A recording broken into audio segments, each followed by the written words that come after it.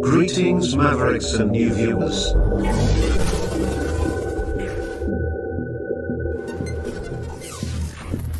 Tonight, direct and live from the Maverick News Network World Studios.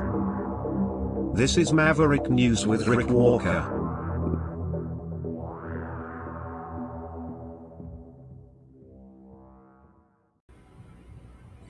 Good evening, everyone. Welcome back to the Maverick News channel. Tons of stuff going on. And of course, breaking news tonight, the National Guardsman shot. And we have this live feed coming from Fox 4 News. No, they just pulled back on that. So let me reconvene on that. And also tonight, we'll talk a little bit about what's going on with the Ukraine peace talks, likely update what's going on with the situation in Venezuela. And I want to comment as well on last night's thumbnail, which was posted on some channels, Murderous Thugs, which was a quote from Elon Musk. And it also relates to the story about the woman who was set on fire in Chicago. So we'll probably try to get into that. We've also got Mike Maverick joining us live. So we'll come to him on the other side of this. He'll help us understand what's going on with the peace deal, or the peace talks involving Ukraine, Russia. Be right back after this. You know, someone very profoundly once said many years ago that if fascism ever comes to America, it'll come in the name of liberalism.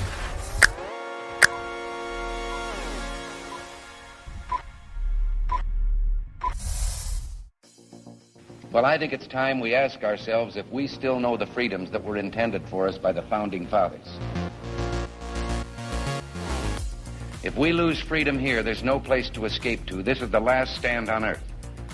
The entire world is watching. Every dictator, every crazy dictator in the world is watching.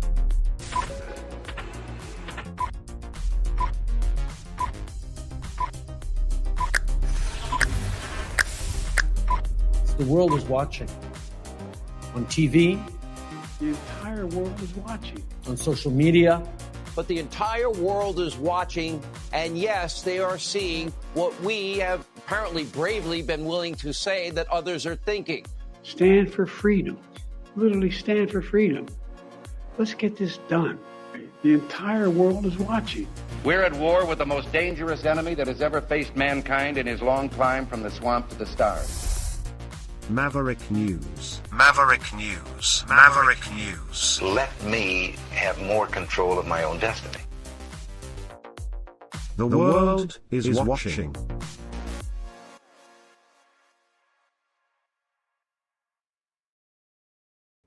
Okay, let's bring Mike Maverick in. Hello, Mike. How are you? Good. How are you? Good. Are you okay for me to put you up on the screen? Yeah, I just evidently my light's not good, so I'll adjust that in a little bit. Okay, no problem. Well, thank you for joining us on the program. No worries. Very eventful day, tragic day. Geez, it's been an eventful week. Yes. And I honestly, everything's changing so quickly. Yes. I can't be sure of anything at the moment, but because just a while ago, we were hearing that these two National Guard members were targeted in this DC attack and that they had passed away. But now I'm seeing headlines saying that they're in critical condition. So I'm thinking that there may have been a mistake or misreporting. It was a misreporting that the West Virginia, the governor of West Virginia, had misreported that they had died, but yeah, that was evidently wrong. So, wow, yeah, that's why you have to be so careful to make sure you get information from credible sources. Well, and in fast-moving situations like this, it's funny as I work on my resume when you're talking about military service that you have experience leading and operating in fast-moving situations where, you know, things change. And when you have or I'm sure this is everybody uses the drinking from the fire hose kind of a thing. You just have to be really careful. And this is one of the reasons why people train police and the National Guard in this instance, but the people above them would also be thinking like this, where they have to fall back on their training, where some of that is you can only act on what you actually know, and you have to be self-aware enough to know of what you don't know. And if you're going on a guess, then you have to be aware of that. So yeah, when you're talking about being really careful of your sources of information, that's like fundamental to military training. And I'm sure these guardsmen and their commanding sergeants and officers would know this.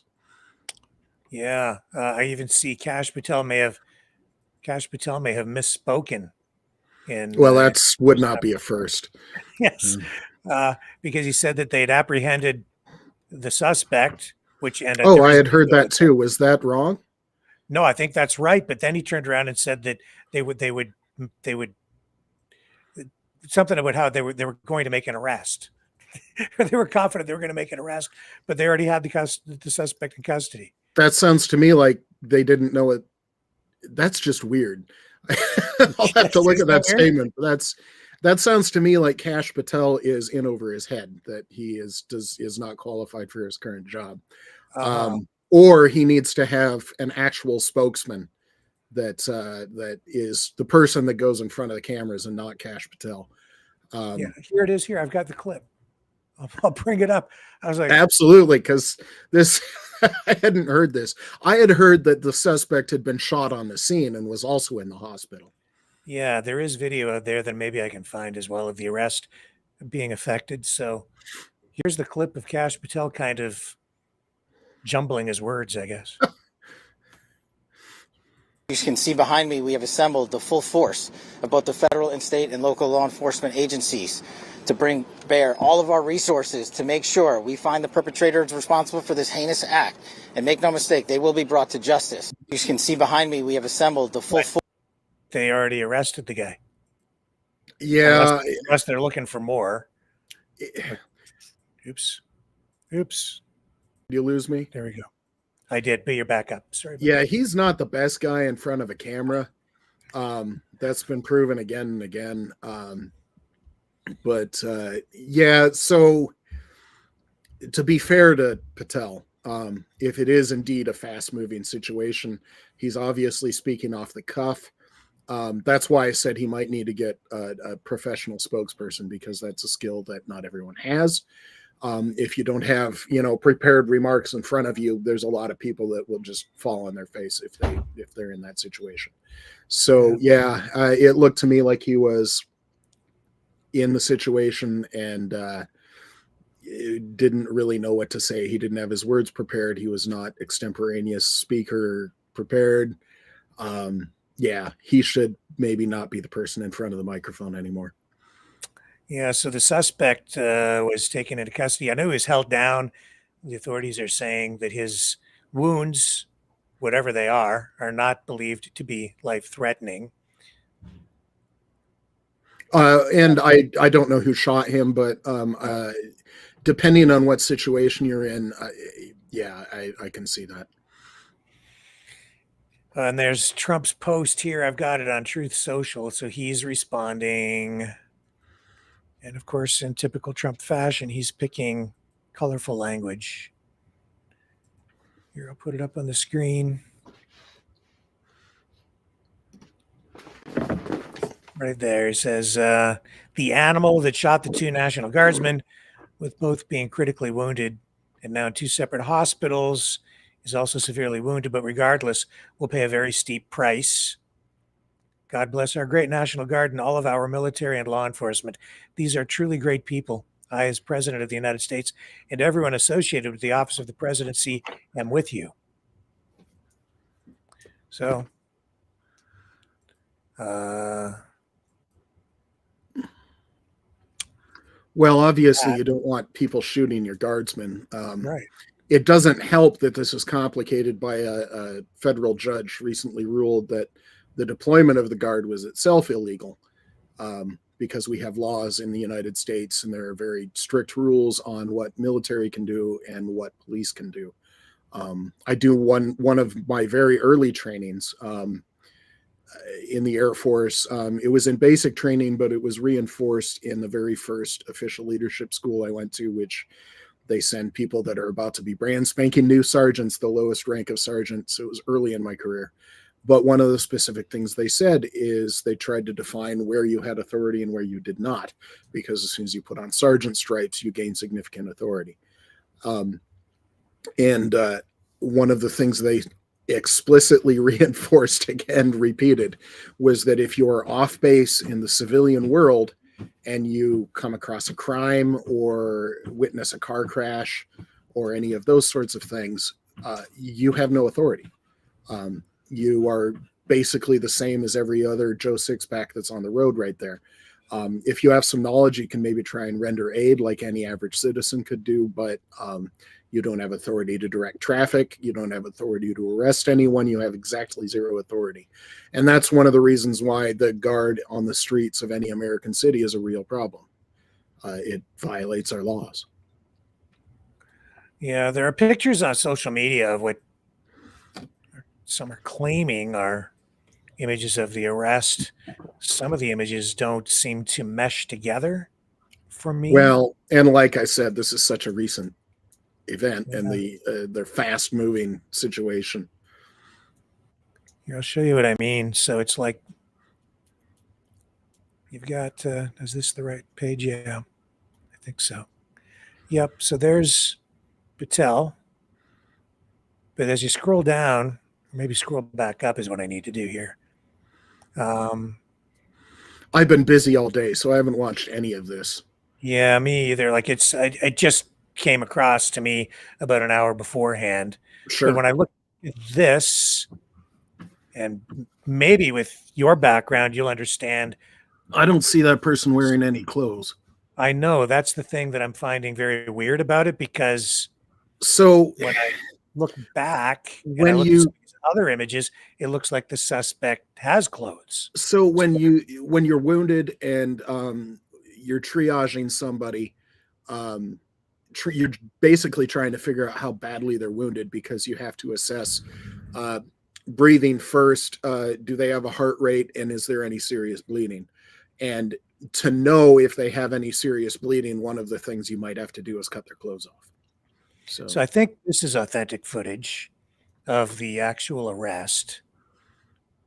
That looks right to me. I think I might see a cop in there, the guy in black. Maybe there's several people in black there. And yeah, there's looks like one, two, a bunch of police officers. Yeah, a whole handful of them. It looks like. It looks like some of those are Guard, but yes. Yeah, I see at least 4 guardsmen. I don't see any guardsmen acting illegally, so there's that. It looks like the police are controlling the situation.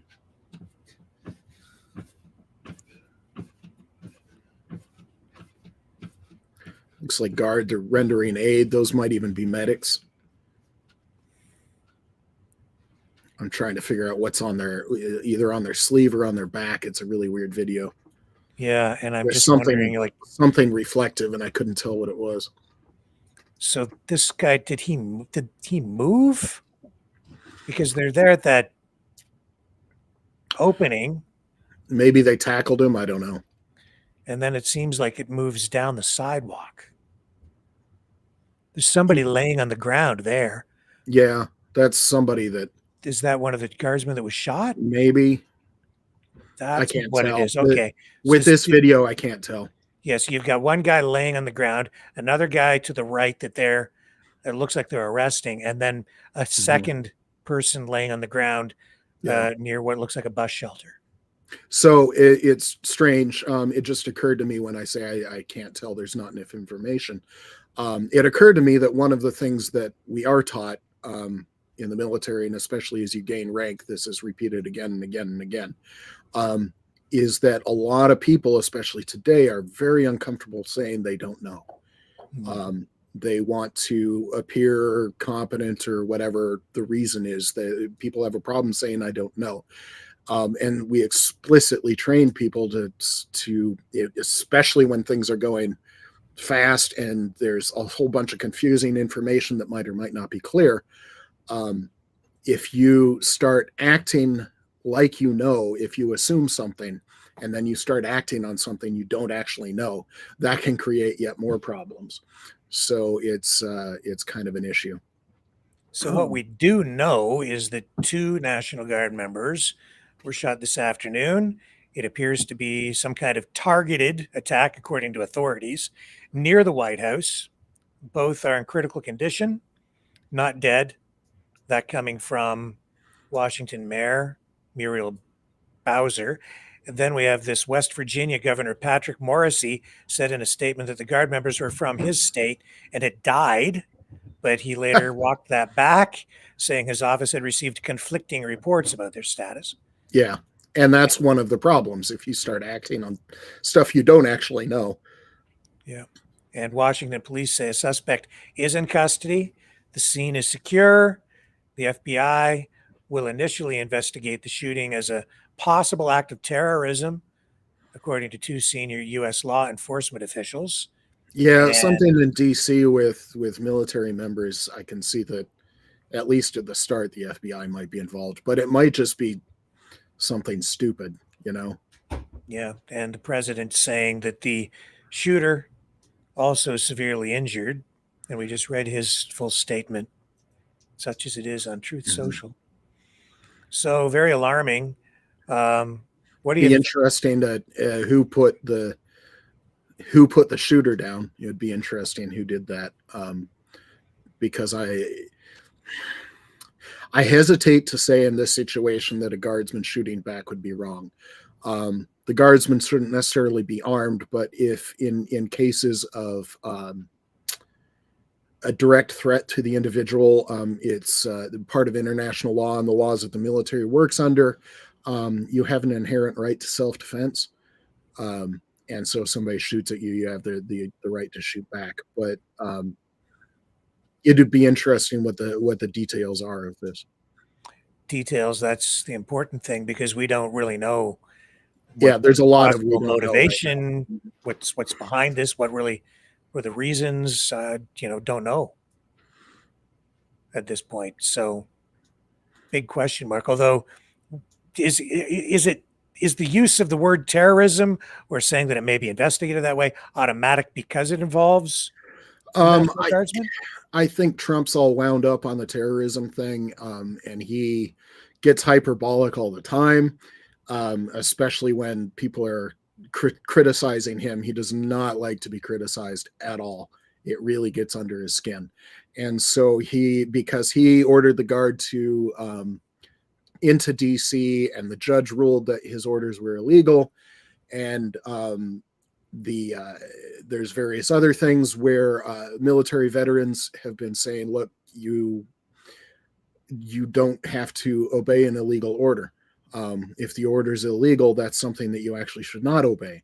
And so there's this whole background to it. And now if a guardsman gets shot, then Trump might, go over the edge. He's not exactly in control of his emotions, unfortunately. Well, I hope level heads prevail here, because this, in my view, is exactly the kind of thing that could escalate very easily, because emotions are running so high, and it's not just in that city, but across the country. Yes. It's ugly right now in the U.S. Yeah. It's spilling over into Canada too, to a degree. It is. We're so closely related, our countries, because we are related. We're like family.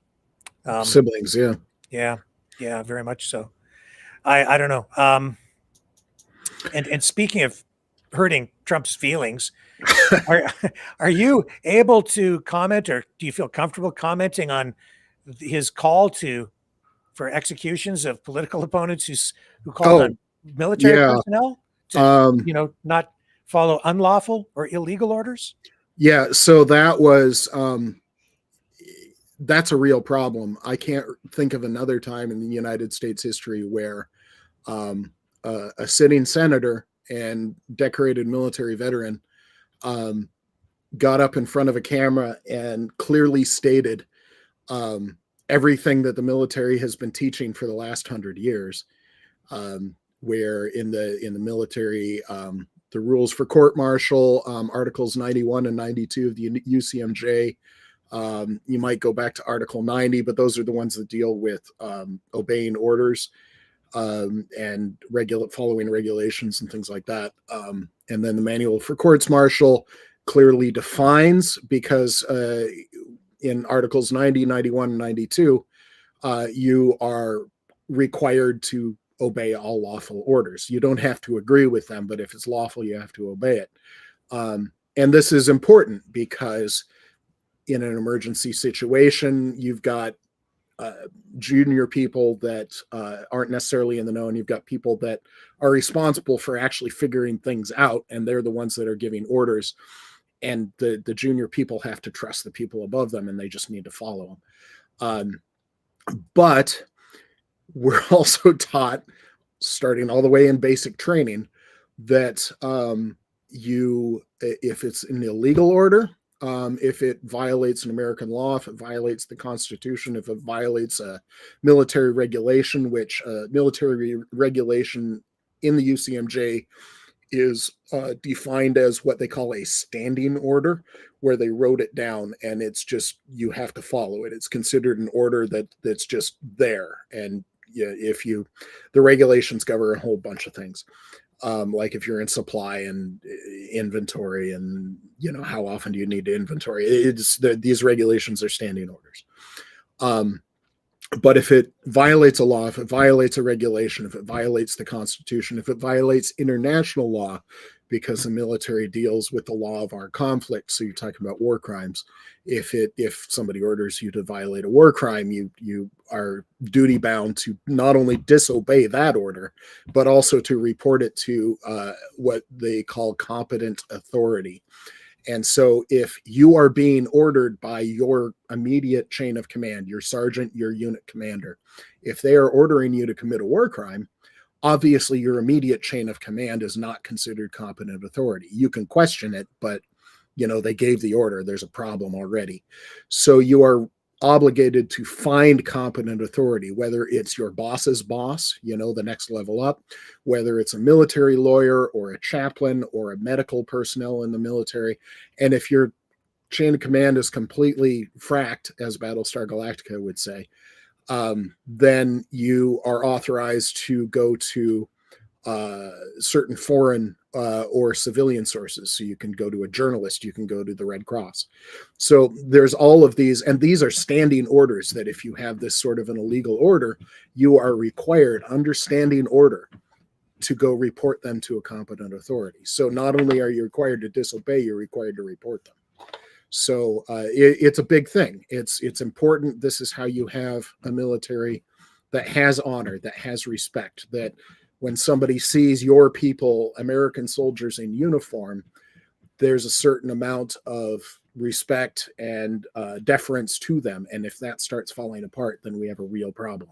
This is one of the reasons why disobeying illegal orders is a big problem. You also have it in smaller items. Sorry, I'm getting too detailed too, but you need to kind of understand that there's an entire scope. So you've got big war crimes that everybody would agree, but you've got smaller stuff too, where what if your sergeant or your unit commander is abusing their office and saying, look, I need you to go pick up my dry cleaning, or I need you to babysit my kids this weekend and I'm not paying you, that kind of a thing, right? So these are very small things where they're abusing their authority, because in this case, they're not necessarily violating a law, but they are abusing their position because these are things that they do not have the legal authority to give orders on. Does that make sense? Yeah. So, for instance, in one of our more stupid things that's happened recently, the president and the Secretary of Defense do not have the legal authority to rebrand the Department of Defense. They do not have that authority to rebrand it as the Department of War. So there's an entire other section of disobeying illegal orders and reporting them. And in the military, this category was called fraud, waste, and abuse, FWA. And so this rebranding of the Department of Defense, by some estimates, either already has or will eventually cost up to $2 billion. That's a lot of scratch. It's a lot of money, even in American military dollars. $2 billion is a couple of dozen fighter jets, brand new. That's a lot of money. So when this is why we have FWA reporting, is the military has a limited budget. We have expensive things that we need to buy, which means that we can't be wasting money on garbage, So rebranding it to a Department of War because Hegseth has a bug, this to me would be clear fraud, waste, and abuse. That not only am I legally obligated to disobey that order, I'm obligated to report this. So Hegseth fired all of his inspector generals, a lot of his judge advocate generals. Those are military lawyers, JAGs. They got fired or quit. So this looks to me like the competent authority in my chain of command is broken, which means I have to report this kind of thing to Congress. So this is a tangled web, and I'm so sorry that I'm making this complicated, but the president's the commander in chief. This is spelled out in the Constitution. He has the authority to command the armed forces in times of war. And as part of the executive branch, it's in times of peace, he has the command authority to prepare, how the training goes, things like that. However, Congress has the authority over the budget. The Congress writes and passes the budget, so the total dollars that we have. And so Hegseth devoting $2 billion to renaming a department that he doesn't have the authority to rename, and using money that Congress never allocated for that purpose. So you can see that there's various layers of illegal here. But Congress also, the UCMJ, the Uniform Code of Military Justice that I quoted, Articles 90, 91, and 92, Hegseth was trying to go for Article 134. That's discredit to the military, which isn't going to fly either. But the Uniform Code of Military Justice is part of United States law. It falls under Title 10 of the United States Code of Law. Laws in the United States are written and passed by Congress. So Congress has the authority to write and amend the Uniform Code of Military Justice. The UCMJ is a congressional document. The president can sign or veto it, but it's Congress's baby. Congress also has oversight authority, because part of the purse strings and the legal authority to set the UCMJ, Congress also sets the number of personnel. So there's roughly, I can't remember right now, but there's roughly about 1.2 million people in active duty in the U.S. military right now across all branches. Congress sets that number. It says the Air Force will have this number of enlisted members and this number of officers. All of the officer promotions, so lieutenant, captain, major, lieutenant colonel, general officer, all officer promotions are approved by Congress. If an officer in the U.S. military gets promoted, that is congressional authority. It is an act of Congress. It was approved by Congress. So Congress has a lot going on here. They have oversight of the personnel, they have oversight of the UCMJ, and they have oversight over the money. So Congress definitely has authority over the United States military. Congress, we can also go into this later for the Venezuela stuff, but Congress also has the exclusive authority to declare war. That is not the president's authority. That is Congress. So there's that. The other part is the UCMJ is a set of laws, and the military has JAGs. They're officers in the United States military. They're lawyers. They're trained lawyers. They're lawyers trained in military law. And we have our courts martial system, various types of general, and all the other types of courts martial. But those have similar, defendants have certain rights. There's the appeal process. Once the military courts martial, so all of the legal proceedings inside of the military, once that's completed, you can appeal to a civilian federal appeals court for the armed forces that's located in Washington, D.C. This is part of the judicial branch. Okay? Does this make sense? So it's not just the president. And then over this appeals court comes the Supreme Court. So anything having to do with breaking military regulations or the UCMJ or war crimes or anything like that, ultimately is under the authority of the judicial branch. So the president does not have exclusive command of the military by design. We did not want a king that could order his troops to do all of these things. That is explicitly what we did not want. We fought a revolution to stop that. So there's a lot of Trump's reaction. And the senator, Mark Kelly, I don't know if your people know who Mark Kelly is. He is a captain in the United States Navy. He's a retired captain. This is a very high rank. It is officer grade 6, that if you were talking about the Air Force, the Army, or the Marine Corps, they would call this a full bird colonel or just a plain colonel. The step under that, 05, and the other branch is a lieutenant colonel. So this is a very high rank. This rank would have a command of an aircraft carrier that is a $14 billion piece of hardware with $100 million aircraft and 5,000 highly trained, highly experienced, very expensive sailors on board. This is real authority. A colonel is a big rank. So Mark Kelly retired as a captain.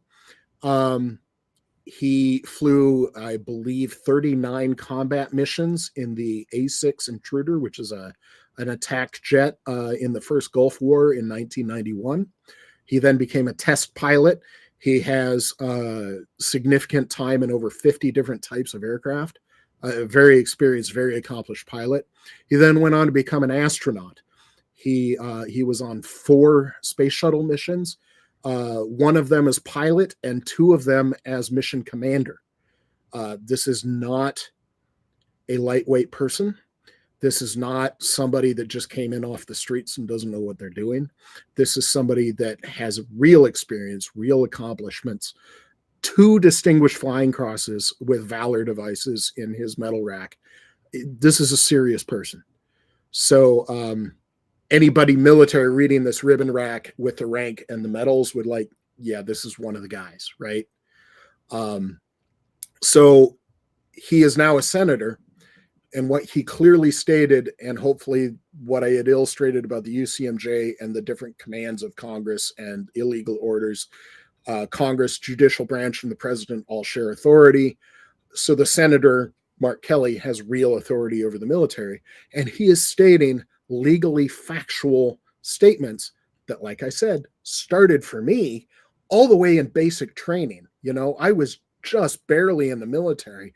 I might have been issued my first uniform, maybe. I don't remember. It was really early in basic training because even in basic training, you have sergeants, your drill sergeants, in authority over you. And if they give you an illegal order, you have to refuse it. Does that make sense? So it's very, very early in training. And then it's repeated. Every time you spin up for a deployment, you have to get similar training. If you receive an illegal order, it's a problem. When you get trained for a job, whether it's internet information technology, so you're an IT person, you're cyber war, you're infantry, you're a supply logistics person, you're a maintainer on an aircraft. If somebody gives you an order to violate regulations or violate a law, you have to be trained on your specific job. So if you're an airplane mechanic on an F-16, you have all of these standing regulations to properly maintain this really expensive fighter jet, the real asset of the United States military and the United States taxpayers. And these regulations are there for a reason. So if somebody orders you to violate these regulations, it's a problem. So you need to know the regulations, the standing order. You need to be knowledgeable in your job enough to know what can and cannot be done legally. So this is standard for the military. I cannot emphasize how standard this is. Everybody in the military should know this. If they don't, they either forgot or they're really not a smart person, because this is training you get early and often and repeated and again and again and again and again and again over time. So yeah, it's a big deal. And the senator was stating something that was legally factual, and the president threatened him with execution.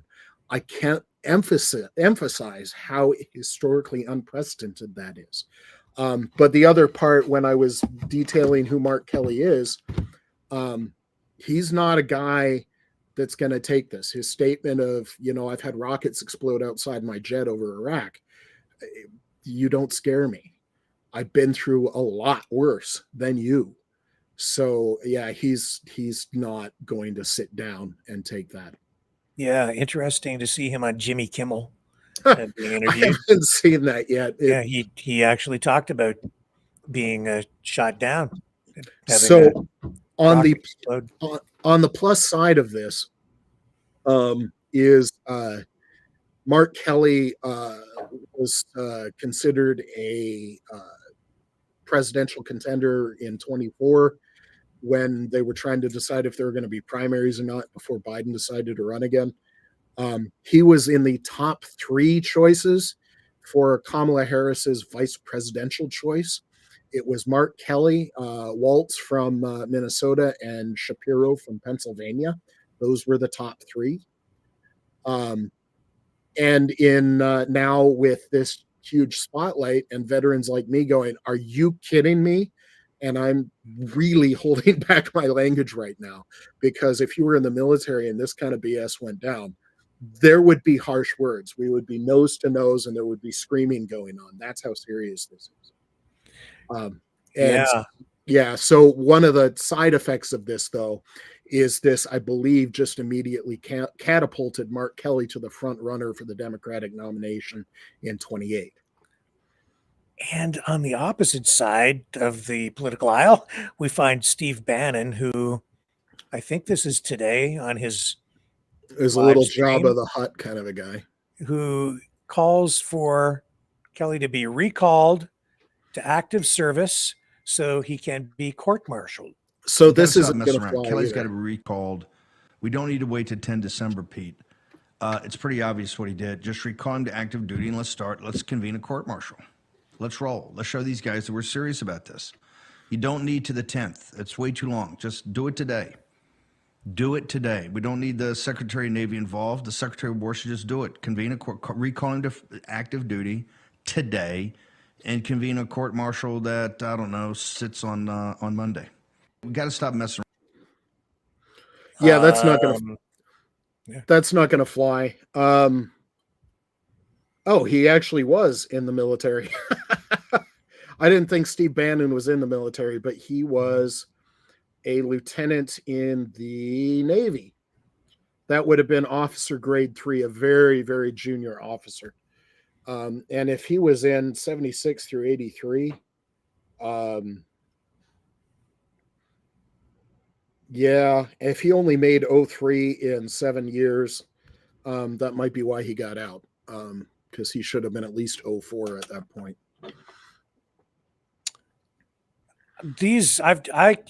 I can't think of anything in my lifetime in U.S. politics that mirrors this at all. So the other thing is Steve Bannon is completely outside of the law right here, because no matter what happens, whether somebody's even accused or not, the accused have rights, even under the UCMJ.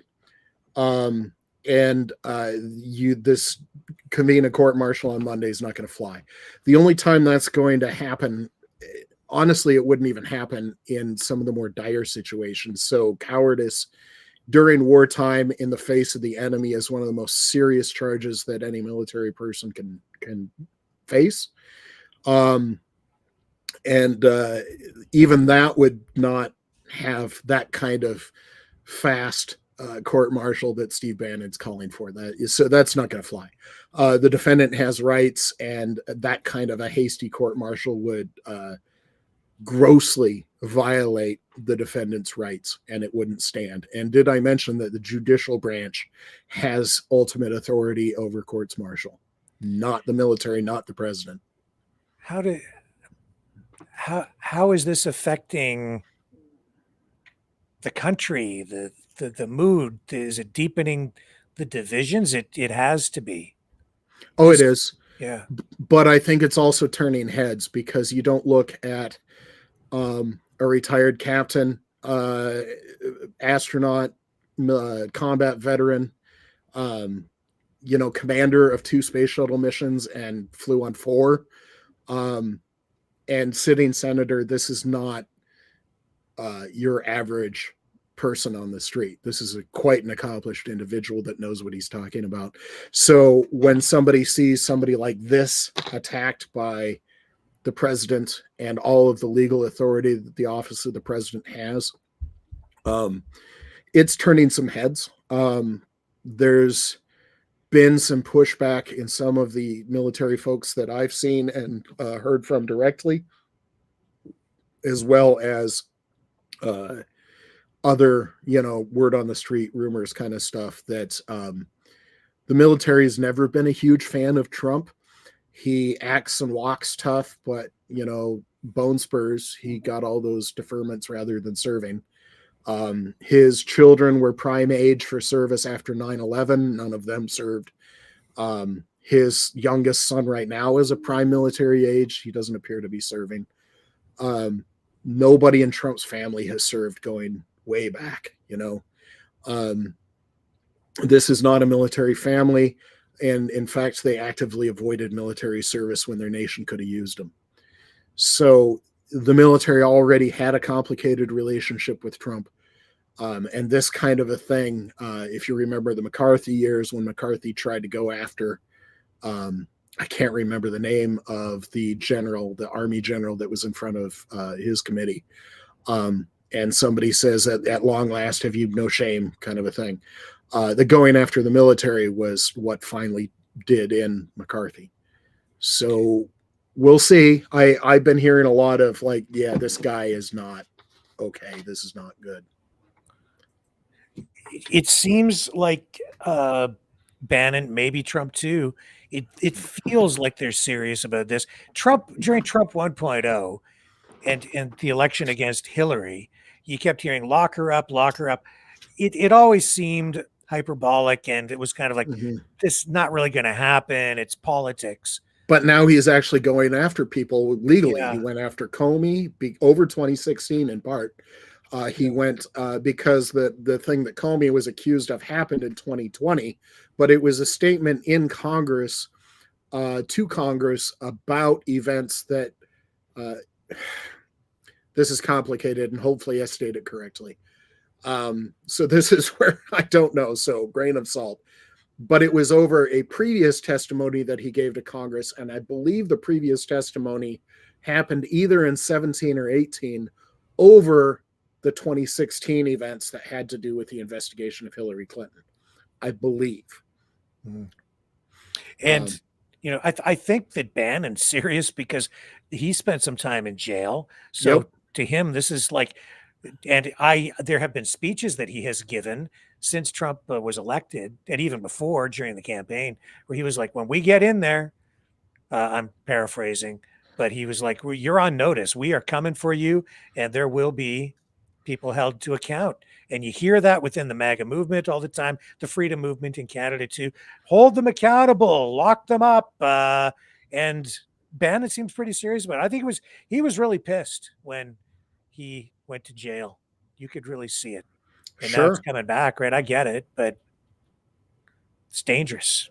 Oh man, he had domestic violence charges in 96. I didn't know that. He had the money laundering and federal fraud charges related to building the wall in Mexico. That's right. Yeah. And he should have gone to jail for that. I think Trump pardoned him on that. He did. And the only thing he served time for was contempt of Congress conviction. And I don't remember what that was over. Yeah. But he was also up to his neck in, people might not remember this because it was 10 years ago, but in the 2016 campaign, there seems to be no evidence that the Trump campaign, or at least Trump himself, explicitly sought help from Russia, but there is ample evidence that when help from Russia came, they willingly accepted it and just ran with it. It also doesn't help that his Trump's campaign manager, I believe starting in August of 2016, didn't last long because details came out and he got fired. But Paul Manafort was a known Russian agent. He's an American that had been working for the Russians and was on their payroll. And the FBI, which in the United States, one of the FBI's core missions is counter-espionage. The CIA is not legally authorized to operate inside the United States. The FBI's job is to do that. The CIA operates overseas. The FBI operates inside the United States. The Paul Manafort had been on the FBI's list of Russian agents for a long time because it wasn't a new thing. So Steve Bannon was up to his neck in all of that kind of stuff. So when you see Steve Bannon, he might not be the classy, ethical, upstanding citizen that some people might think he is. Yeah, and Manafort was placed under arrest, convicted on what I can't remember the exact charges, but spent a lot of time under house arrest. I'm not sure what his status is now. I know he was wearing an anklet. He was trying to redeem himself because he's up to his neck in debt to various Russian oligarchs. And that didn't go away because he went to prison in the United States. So I believe he was trying to make some money to, settle his debts. Yeah. And the other strange thing that a lot of people, very few people have really keyed in on this, but I think it's important, is Bannon's involvement going to bat for or defending in public that billionaire. What's his name? Miles Guo. Are you familiar with all of that? I don't remember any of this. I just know it's like one scheme after another. He's an exiled billionaire. Left China in 2015. There were allegations of corruption. I vaguely remember this now. Yeah, and see, this all ties into what's the organization? He's part of a group in the United States that is dedicated to overthrowing the Chinese government. And that billionaire, Bannon and Guo are directly involved with that. I can't remember the name of. I can't.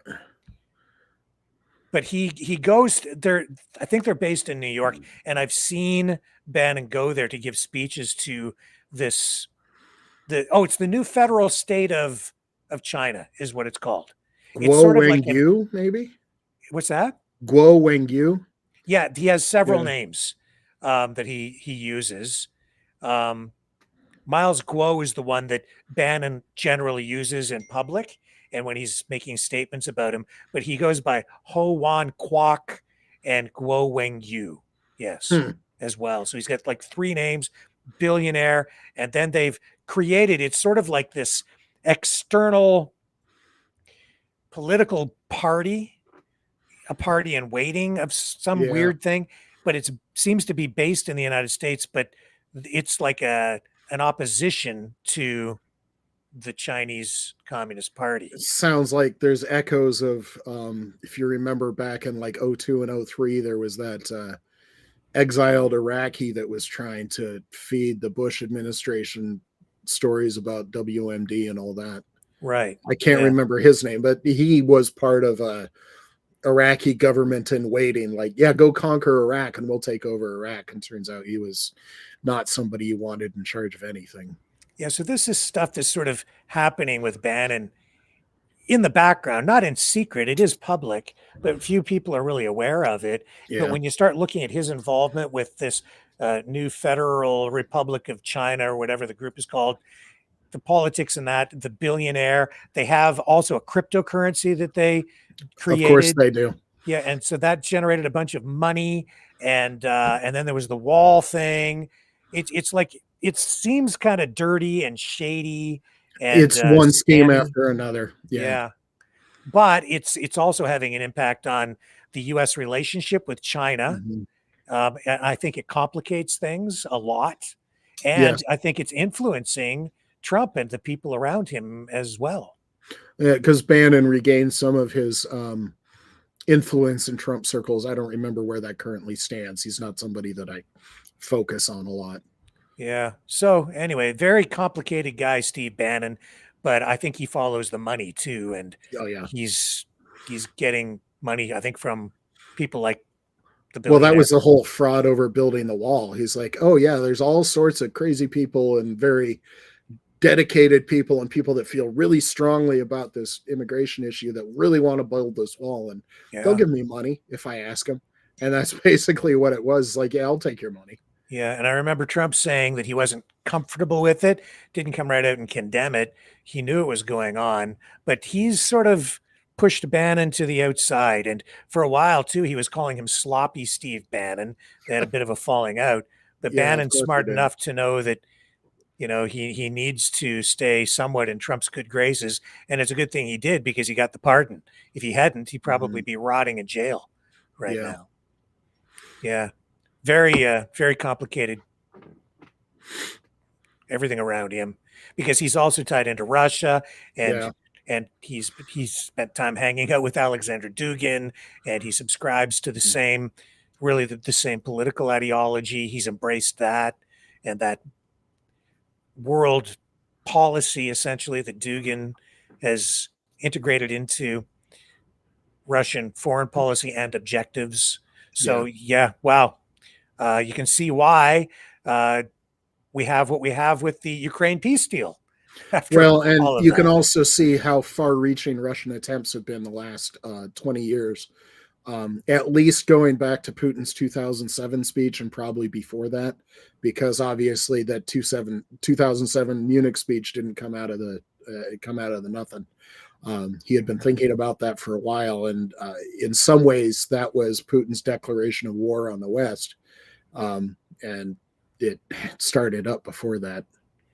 So what I'll get your initial thoughts on this the Ukraine peace talks. First, a 28-point plan or proposal that we were told came from, I think, the State Department, but there were allegations it's sort of just a Russian plan that's being delivered. And now it's been revised down to a 19-point plan. I don't think we have all the details on it, but Yeah, so fast moving, there's a lot of I don't knows, and tomorrow's the story is going to be a little different at least.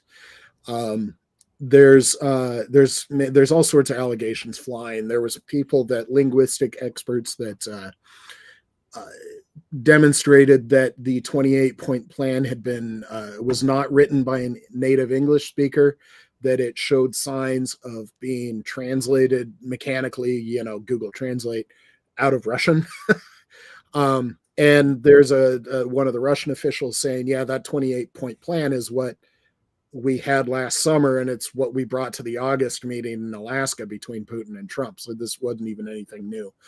I strongly suspect that this was leaked either by Russia or somebody in the Trump administration that's heavily pro-Russia.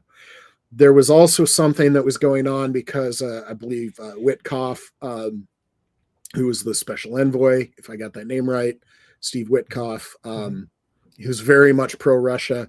There's the things where it's come out that he's been coaching Russia on how to appeal to Trump. So Witkoff might be one of the people that's been, making Trump bounce back and forth between pro-Russia and maybe being stronger on Russia. But he had been doing a lot of things behind the back of the State Department, which supposedly is in charge of foreign policy. And there were negotiations going on, and Rubio flew in later, like a couple of days into it, and took over. And Rubio is definitely not on the Russian side of this. And so that's when things started to change, and some of the worst let's reward Russia for being awful and committing war crimes, and some of those went away. So we'll see what actually comes out of it. A lot of things changed pre-2022 if I have my numbers right, this is one of the points. The Ukrainian army had been about 250 to 350,000 people. They're currently between 800,000 and a million. This obviously varies depending on recruitment and what's happening on the front line. And there's all sorts of things where you're not going to get an exact number. The number is going to vary minute to minute in some cases.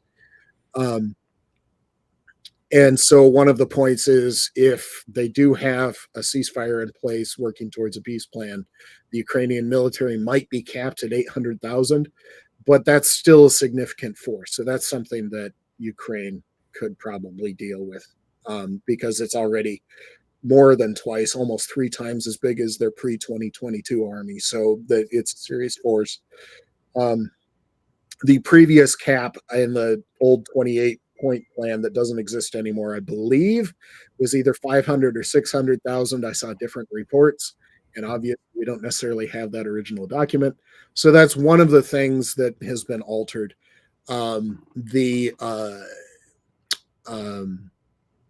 Russia getting rewarded with reconstruction money, that's off the table. All of the things in this peace plan that we're talking about, relations between the United States and Russia, so the relief of sanctions or any sort of partnerships, trade partnerships, are completely outside of this document. But we'll see how far this goes. Zelensky has been smart on this one. He never came out too strongly, because if he had used the wrong harsh words, if he had spoken hastily, it could have had the complete opposite effect of what he wanted. It could have entrenched Trump in a heavily pro-Russian document, and Zelensky didn't do that. So Zelensky's following what he's been following for a solid year now, because Trump was elected more than a year ago, of playing to Trump's vanity and need for praise and all that kind of stuff. And also putting forth a position where Ukraine is working for peace, but he is putting the Russians in a situation where either Russia accepts something that isn't, all of these maximal, we want everything that Russia has been pushing, including, like, we want victories that our army couldn't take on the ground, and we want the line pushed back. That was part of the original 28-point plan.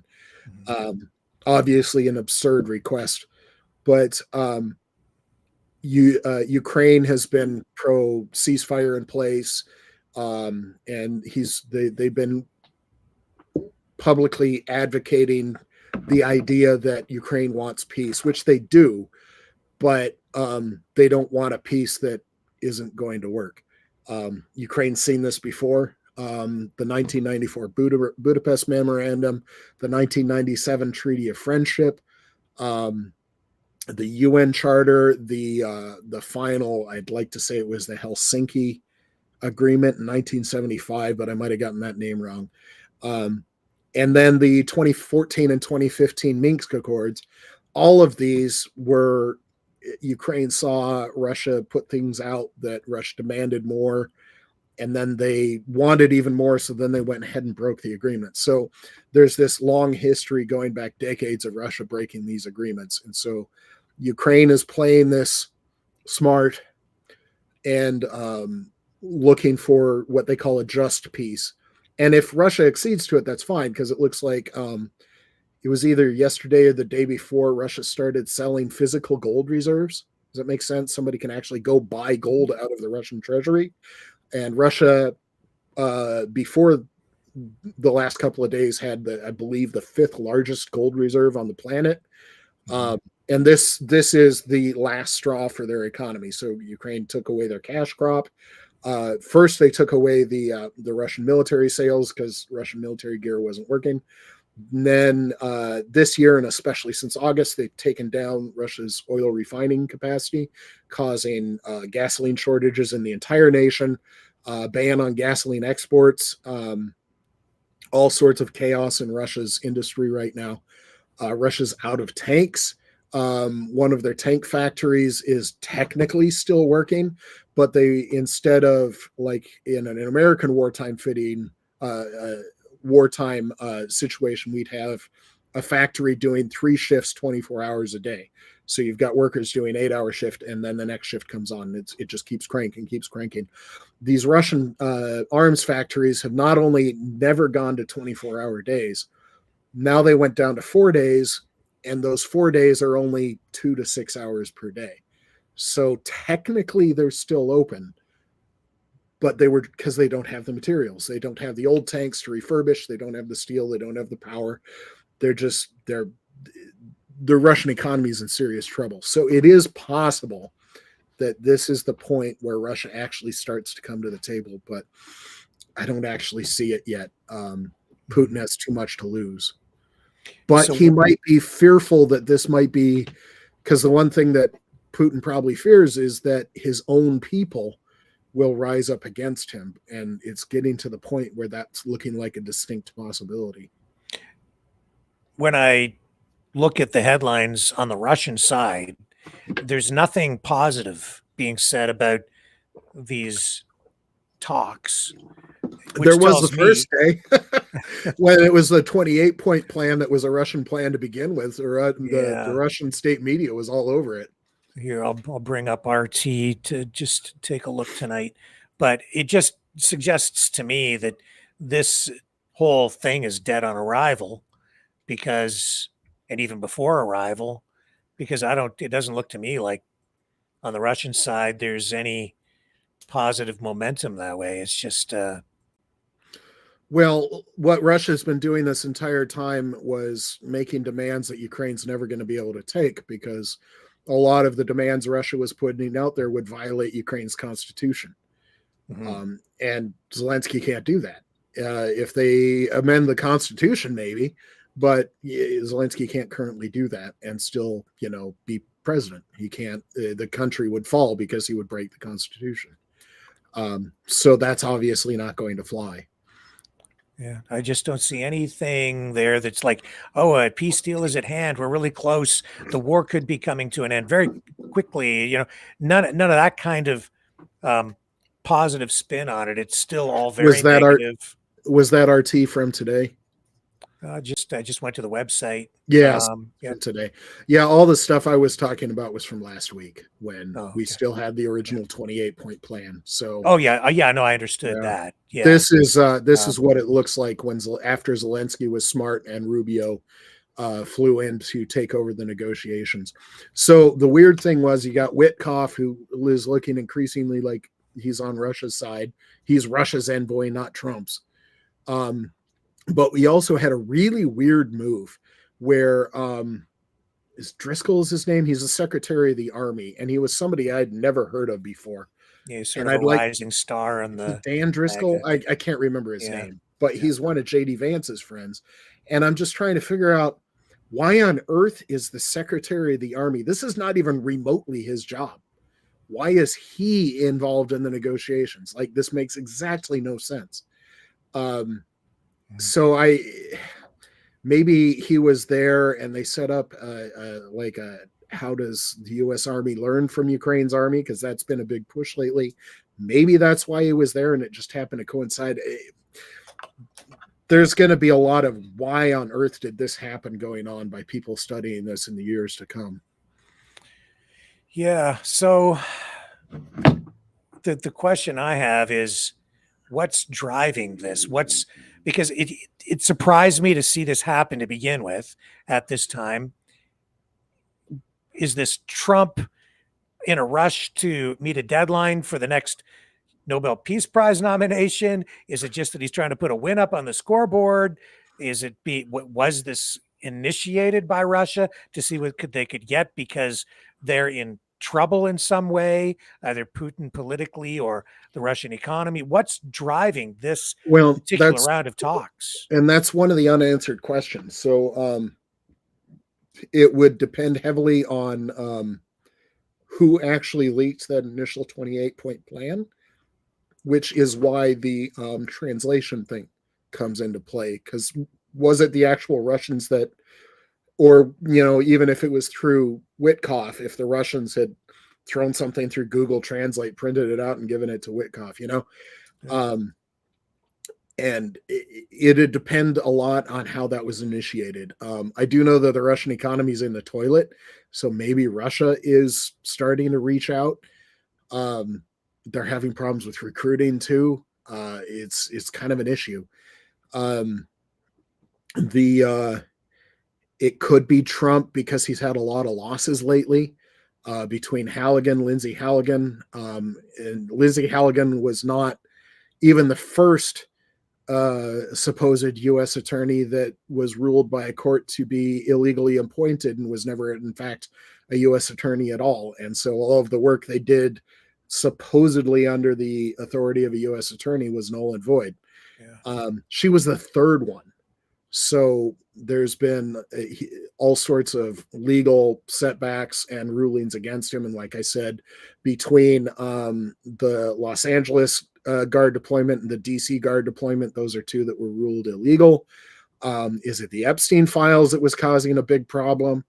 I mean, Trump is going, or not the midterms, the off-year elections where Trump lost 10 out of 10 elections. Yeah. There's a lot of losses stacking up against Trump right now. So he might be just trying to get traction. And this is one of the things that he campaigned on, and he's been getting a lot of flack because he said, this is easy to end. I could end that on day one, was one of the things that he said. And now he's almost a year in, and there doesn't seem to be any progress on it.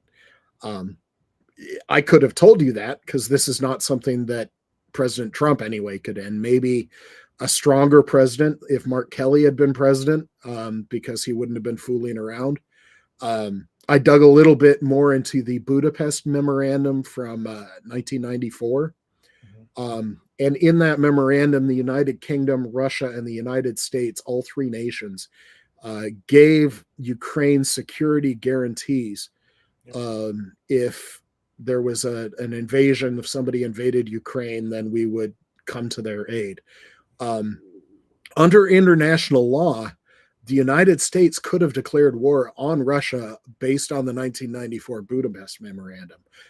It's right there. And so the seriousness of what a U.S. president could do, we haven't quite reached yet. But with Trump in power, it just went queer fast. But I don't think Trump's the guy to end it.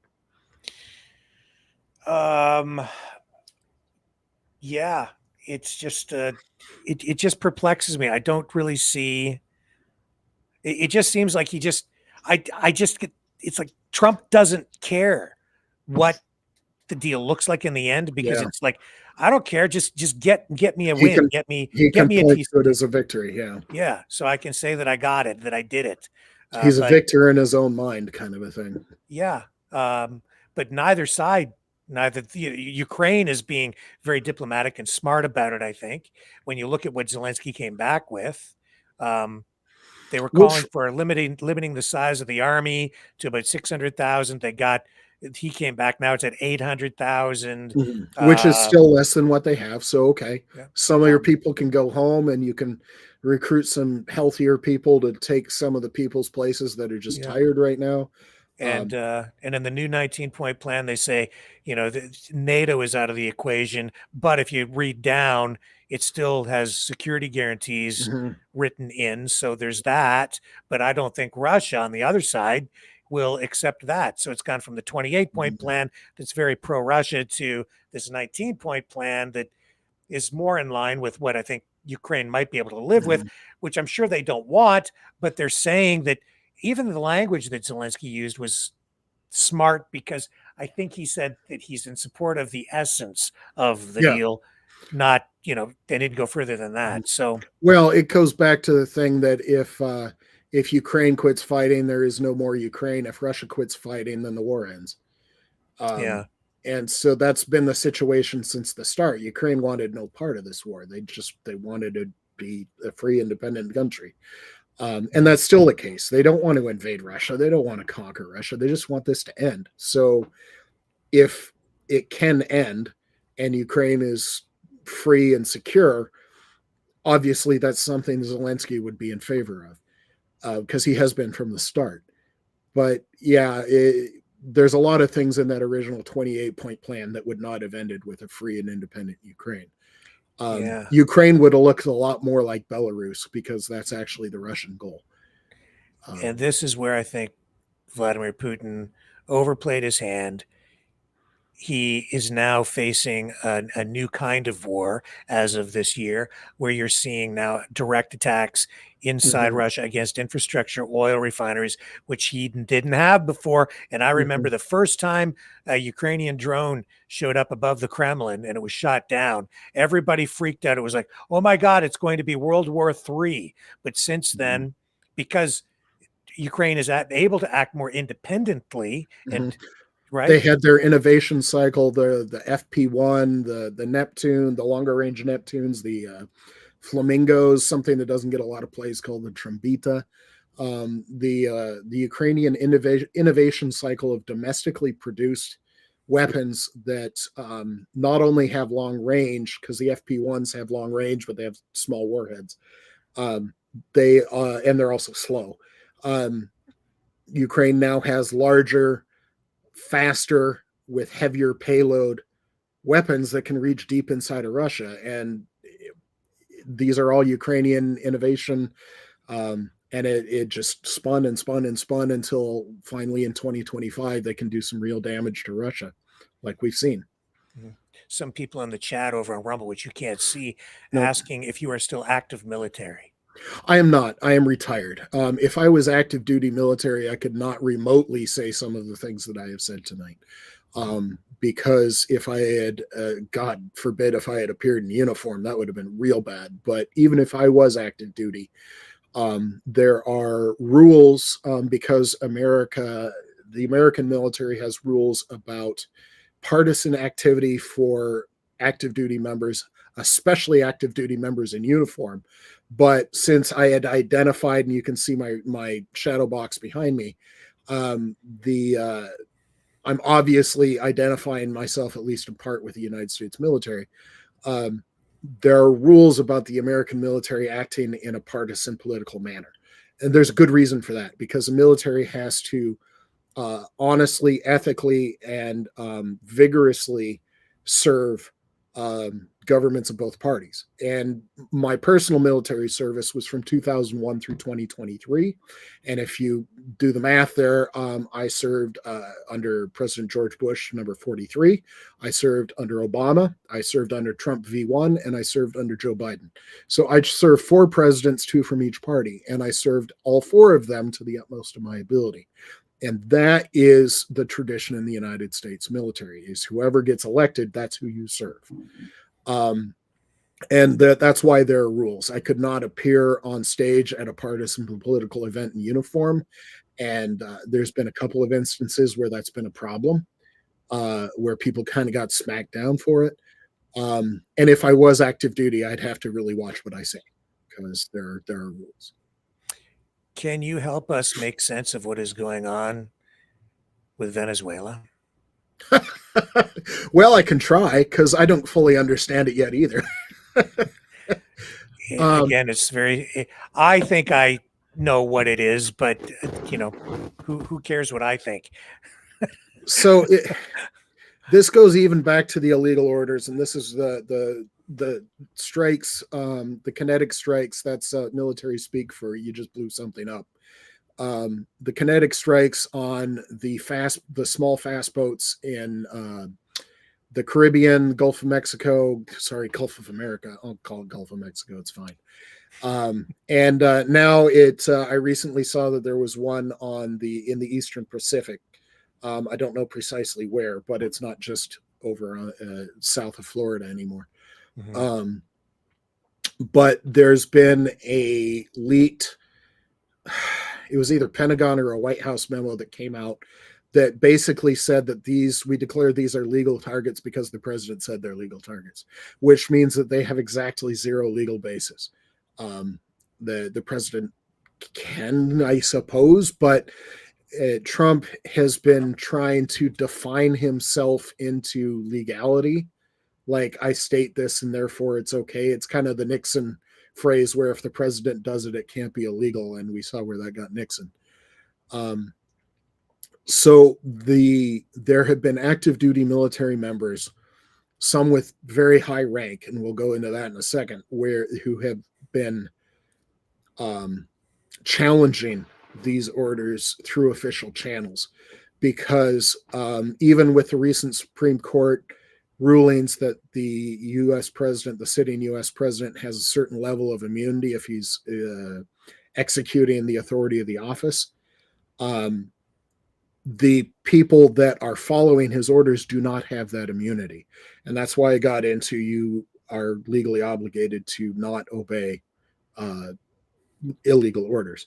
So one of the reasons for that, and one of the reasons that's communicated to U.S. military members, is if the president orders you to bomb a boat, to blow up a boat that has human beings in it, those human beings die. Turns out they were not a lawful target. And there's a question about whether they're a lawful target or not. But we have not confirmed that there's drugs in the boat. Trump's supposed legal rationale is that he's preventing fentanyl overdoses, but out of Venezuela is not where the fentanyl is coming from, so that doesn't make any sense. So there's a lot of things going on that the person that actually pulls the trigger and releases the weapon, I'm not entirely sure these are bombs. They might be Hellfire missiles. They might be different things. I'm not sure what they're using. But the person that actually pulls the trigger, releases the kinetic weapon, blows up the boat, and kills people. If this was an illegal order, that person that pulled the trigger is now under threat of murder charges and a war crime for deliberately targeting and killing non-combatants. So this is one of the reasons why we are informed to not obey legal orders, because the person above you might be giving you an illegal order, but if you actually pull the trigger, you're the one that committed the crime. So there have been the JAG, and you remember I said that 06, captain in the Navy, colonel in other branches, is a serious rank. The top-ranking JAG, the top-ranking military lawyer in what the United States calls Southern Command, which covers basically everything south of Florida and basically Western Hemisphere. So Central and South America is Southern Command. The head lawyer was a Marine colonel, same rank as Senator Kelly retired as, and he openly questioned these orders. He stated they were illegal. The commander of Southern Command, which is a 4-star, I can't remember if it's general or an admiral right now, is resigning after, this is normally a 3-year position. He has served only 1 year and he's resigning. And we'll see what, he can't probably say anything while he's still serving in active duty, but once he retires, he might say something. So there's been some real problems going on with this. That's just the boat thing. I don't know if you wanted to get into the rest of it, but this is one of the things that prompted Senator Kelly to say what he said. Yeah, because we have a quarter or a third maybe of the U.S. Navy off the coast of Venezuela. It's not that the U.S. Navy is a big fleet. But so that's misinformation that I'm reading on that. Then where did you get that from? I'm seeing it online, like 30%. But these are social media posts, not necessarily mainstream and you got credible reports. You know, what did they say about lies and statistics? So how did they compute that percentage? Right. Yeah. So there's a lot of ways to get to a third. So for instance, the United States has 11 aircraft carriers. There's 10 Nimitz class and 1 Ford class. One of the Nimitz classes is about to retire and another Ford class is about to come online. So we have 11 carriers. However, 11 carriers does not give you 11 carriers. And I'll explain what I mean by that. 11 carriers means that you have 3 at sea at any given time. You have 3 that just returned from sea.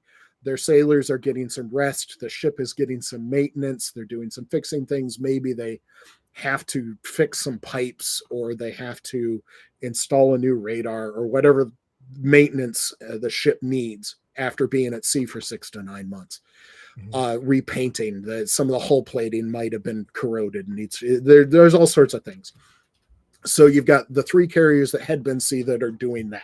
The crew's getting rest, the ship is getting repaired or possibly modernized. Now, after those 3 ships finish getting repaired and or modernized, and the crew is now rested, you now have those 3 would be then spinning back up for their next deployment. So you would have to make sure that all of those repairs to the ship were done properly, that the repair actually works. You don't have a new leak. If you replaced a piece of hull plating, you actually need to make sure there's no leaks there, right? The piece of plumbing works, that radar actually works, that kind of a thing. So they would be spinning up with post-overhaul sea trials. The air wing would have new pilots, new flight deck crew, the new maintainers that would have to get trained because they've never deployed before because other people retired or they got moved to another position. So you've got new people that need new training. So you've got 3 carriers at sea, you've got 3 carriers that are returning, getting repaired, and you've got 3 carriers that are spinning up for the next deployment. That leaves you 2 extra carriers to get to 11, and those carriers are going to be in long-term overhauls. So there's something called refueling and complex overhaul, RCOH. That would be the ships are designed, all of our carriers are nuclear powered. The nuclear plants have a 25-year life, and after 25 years, you have to refuel them because the carriers are designed to last 50 years, but with 25 years on the fuel, you got to refuel them once. But that also gives you the opportunity at 25 years, if you got to refuel it anyway, that's some serious work. You got to cut through things and take things out. It's serious work. As long as you're doing that, you do an overhaul of the entire ship. And so when it completes its RCOH, it's basically a new ship. And so you got 2 carriers doing that kind of maintenance. So that's why I say 11 carriers means you only have 3 carriers. So what they might be talking about with a third is we have the Nimitz, which I believe is in the Pacific off of China. You've got, I don't remember what the third carrier, but you've got probably one off of Southwest Asia. So that is watching Iran and Pakistan and Afghanistan and the Houthis in Yemen and all those people. And the Ford, which had been off of Europe, but is now off of Venezuela. So their third might have been, we have 3 carriers at sea. So that might have been a third of what we have at sea right now. Does that make sense? Yeah. Well, here's one of the posts using that number. This is Jim Ferguson. I don't know if you're familiar with him or what he is about. He is involved, and I think he heads up this international political group, activist group, sort of, some would say right wing, Freedom Train International. Say major. Well, with that name, that sounds like that. And it's a Fox News line there, so that sounds. Yeah, and Ferguson's actually out of the UK, but gets involved in a lot of MAGA politics. Now, but he's international, and even 30% me with here of all deployed, he says. Of all deployed, so yeah, he even qualified it. So now, with all of my qualifications saying no, that's not 30% of the fleet. A third of the at-sea fleet is some serious business. Last time I was there, I mentioned that the Ford aircraft carrier is going to have between 2 and 4 Burke destroyers and at least 1 Ticonderoga class cruiser. Between those 3 to 5 escort ships, you're going to have a couple of hundred vertical launch cells for missiles. That means that you're probably going to have between 20 and 50 at least that are fitted out for Tomahawks. You might have a guided missile cruiser, a converted Ohio class. Those have 150 Tomahawks that they normally carry. You're going to have an attack submarine. Anytime we have an aircraft carrier anywhere, there is an attack submarine, either improved Los Angeles or Virginia or Seawolf class, that is unseen, underwater, submerged, watching out for enemy submarines. Any of those also have another dozen Tomahawks and vertical launch cells. So you've got some serious hitting power just in the carrier strike group right there. We also have two what they call MEUs, MEU, that's a Marine Expeditionary Unit. Those are based out off of, they might look like an aircraft carrier to the untrained eye, but they're amphibious ships with a the flat top, an aviation deck that operates helicopters or the tilt rotors. And they had been operating Harriers, and now they operate F-35Bs, the Stovall short takeoff vertical landing version of the F-35. And each one of those is going to have 6 to 10 F-35s on them, 4,000 Marines, and they're going to have their own Burke destroyers. So yet more missile vertical launch cells for Tomahawks. There's some serious hitting power because we haven't even gotten to the Air Force assets that are in the region. Various bases in Puerto Rico and Florida especially I've been to. There's some serious firepower. All of our B-52s, for instance, are based out of Barksdale, which is in Louisiana, right on the Gulf Coast. So there's some serious hitting power in the region, even if I am going to quibble about, no, that wasn't really a third of our fleet. This amount of hitting power in right off of Venezuela is serious business. So what does this tell us? Is there an invasion imminent? Because so is it Trump saber rattling? Is it Trump just trying to look like a tough guy and he's wasting all these military people's time? Is it Trump being a tough guy and diverting American assets that should actually be somewhere else? For instance, is the Ford aircraft there? We don't currently have an aircraft carrier watching Europe, which means that if Europe goes sideways and Russia starts being really stupid, we no longer have a carrier air wing able to do what they do in the region. So diverting an aircraft carrier is kind of a serious business. If it was anyone other than Trump, then I would say that they actually did mean business. But with Trump, it could just be a vanity project. He's just wasting all of our time. That being said, the military is actually doing its job, because what I said about the person that actually pulls the trigger, the person that's on the business end, or if you really want to get buzzwordy, the sharp end of the spear, that's serious military buzzwords. But these people know that if things go sideways, if stuff starts blowing up, the person that's most likely to suffer from this are the military people. So we take this seriously. I sent you an article yesterday or today, I can't remember, about the it's a modified 707. Yeah. I'd like to say this specific version was a rivet joint, but there's a whole bunch of separate versions of these jets. They're all ISR jets, which we call intelligence, surveillance, and reconnaissance, and they all have different gear aboard that helps them do what they do. This specific jet is the type that sniffs out and studies and analyzes enemy electromagnetic signals. So their communications, their radars, the RC-135, that's usually called rivet joint. And if you go down, you can see all the antennas and those chin bulges. Those are side-looking radars. And you can see the fat jets. This one's been modernized with better engines, and probably the wings were replaced. It's a very effective jet. You can see the elongated nose. It's got a serious front-looking radar on it. And all of those antennas are going to be sniffing out.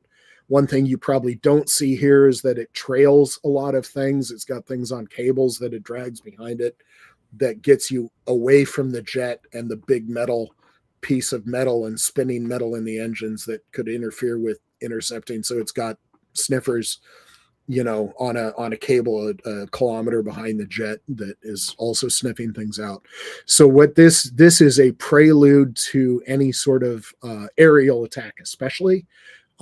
So if you hear, God, I'm really buzzwording tonight, I'm sorry, but if the American military decides to kick in the door, we have to know where the door is to kick, So this is the type of jet that tells you where the doors are. and it tells you what type of door leads to what type of thing. So in the earlier this year, when the B-2s bombed the Iranian nuclear sites, this jet would have sniffed out all of the Iranian air defenses. And it came out just today or yesterday that an F-35A, or a bunch of them really, had followed through and actually kicked in the door. So the F-35 is fulfilling its design, inherent design, like this is what it's best at, is what the Air Force calls SEED or DEED. People might have heard it called Wild Weasel, that dates back to the Vietnam era. SEED and DEED is either suppression or destruction of enemy air defenses.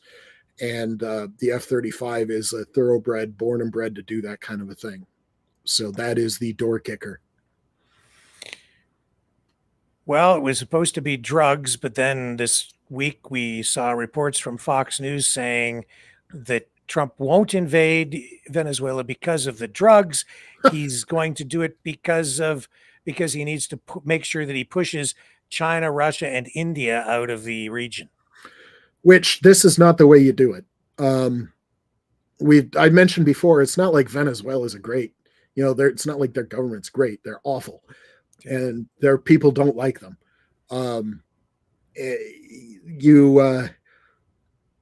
But the Americans coming in and taking them out is not the best choice. It's one of those things that might create more enemies than you had to start with. Yes. And so I can't imagine this being a positive effect. That's exactly what's happening, because you're seeing, the president of Colombia expressing concern. I believe, if I remember correctly, the president of Colombia denied military overflights or military basing. He had probably been requested to have either overflight rights, or we could land at one of the bases and refuel and then go in from a different direction. Yeah. And anytime we do anything like that, I'm sure, because like I said, the military actually care about, if we have to do this, I want to be able to go home to my wife when this is all done. And so they want to do it the right way, which means coming from as many directions as possible. So I would assume that we had asked Colombia, and I believe I read that Colombia said no, which is big because Colombia is one of our major allies in the region. Yeah. Normally you would make your goals clear. We want to bring democracy to this country, something. As our conversation has stated, what is Trump doing? What are his actual goals? Yeah. And if you're somebody in the military and you see this sort of chaos above you, you're like, what is going on? What are they asking? Why am I even here? You feel like, not for the pop culture reference, but the guy that Bill Paxton's character in the movie Aliens, the second Alien movie. I don't know if you remember that, but he's always mouthing off. But that's like standard military. Like, what am I doing here? Why? And it's important, because if you raise your right hand, I solemnly swear, affirm, all that kind of stuff. You put on the uniform, you literally you're risking your life by signing on the dotted line and raising your hand. You want that to be worth something. Yeah. Because if it's not, and you I'm not proud of that. There's a lot of people in the military that take that really seriously, and it's a matter of ethics and honor, and it's really intangible stuff. But military people take this seriously, because it's not like we get paid a whole ton of money to do what we do. But you know what? I think the answer is right there in that post from Jim Ferguson, because he says the United States now has extraordinary military power positioned in the Caribbean, and this goes far beyond Venezuela. He is right about that. The amount of power we have in the region is extraordinary. He says this is not a symbolic deployment. This is a strategic message. While the world watches Venezuela, U.S. officials are openly acknowledging the real objective, pushing Russia, China, and Iran out, of the Western Hemisphere. And This Trump, is a tectonic shift. For the first time in decades, the United States is preparing to confront the expanding influence of hostile powers in Latin America, including intelligence networks, military cooperation, cyber activity, cartel partnerships, and port access agreements that have quietly grown under Biden. And this yeah, has massive implications: food they keep security, energy trying to security. they keep trying to blame Biden, but this goes back a long time before Biden. Yeah.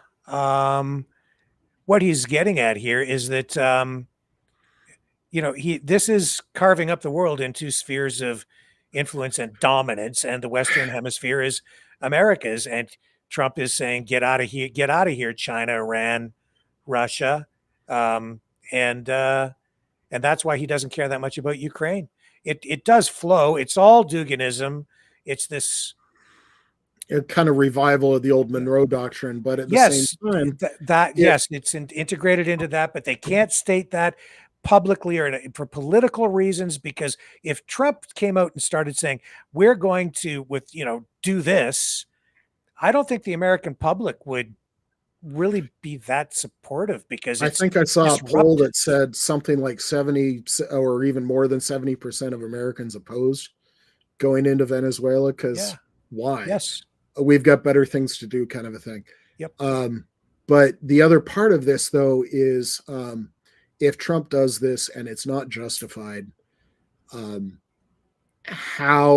one of the things that America has going for it that we've worked really hard to do over the past 100 years is be the good guy.